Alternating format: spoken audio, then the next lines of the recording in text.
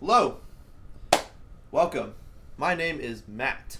Today we will be discussing my informative speech topic over how viruses can spread like wildfire.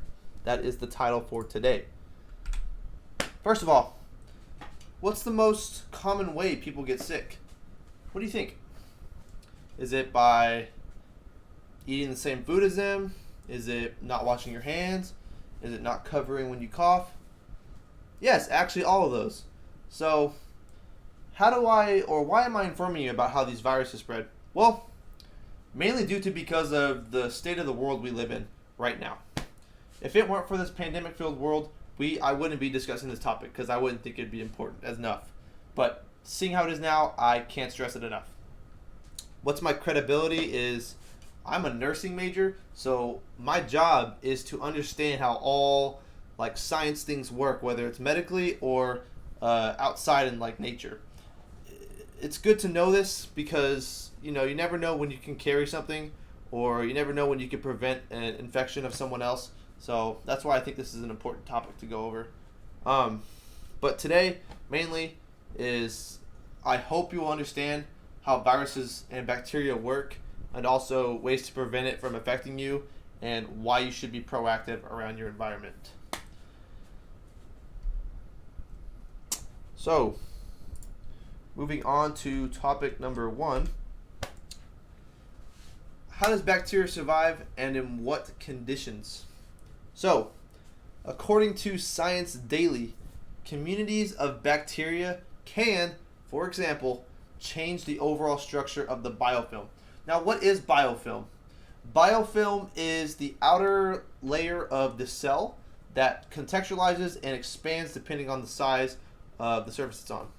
And if that film gets expanded, it's usually due to high or low temperatures.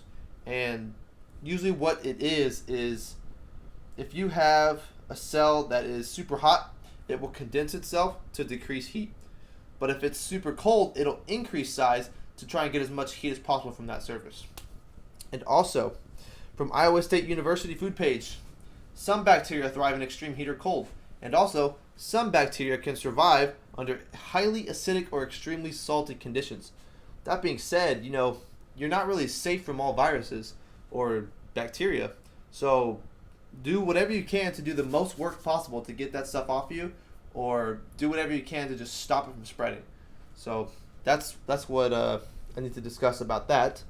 So now that you know how they survive and in what condition, let's continue with how to prevent bacteria from spreading. And that brings me to my main next point. What can you do to prevent the spread of bacteria and viruses? Well, according to Washington State Department of Health, you should cover your nose and mouth when coughing or sneezing. Just don't use like paper towels and leave them in your room. Make sure you throw them away in the trash, or else this stuff could be spread by something else, whether it be in the air or if someone walks by it and touches their leg. If it's on them, it's on them. Next topic, or next support question. According to Washington State, once again, they're a very, very credible source because this is the Department of Health. In order to keep germs away from you, you have to wash your hands before eating. If someone around you is sneezing, coughing, or blowing their nose, also do not share things like towels, lipstick, toys, or anything else that might be contaminated with respiratory germs. Lastly, don't share food utensils or beverages contained with others. So, that being said, just don't share anything. You can share some things, but only to people you can trust or know that they haven't been out here and there to do stuff like that. So just be careful, whatever you do. Don't be go willy-nilly trading stuff, and make sure you cover up to stop whatever it is you can to prevent bacteria or viruses from spreading. Now, the next thing we're going to talk about is how to be proactive against viruses and bacteria. And I say, with me being a nursing major, I'm pretty proactive about this stuff. And most of the things I do are kind of unordinary compared to other people just because they don't have to worry about it. But the first thing I do is assess the people in my area and see if they're coughing.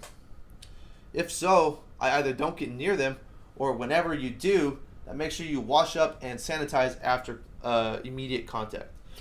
Next thing I always do is if I am dealing with a lot of people, Usually I wear a mask to make sure no bacteria of mine goes to them or vice versa.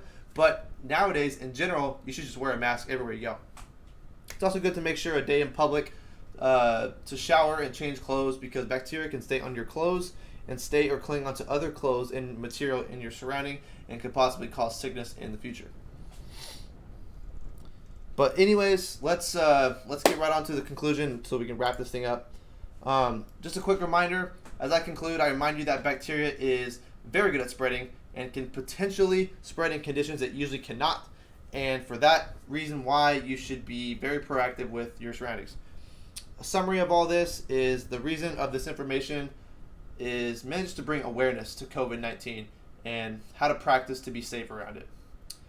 And last but not least, I hope everyone stays safe out there and don't do anything dumb. Bye.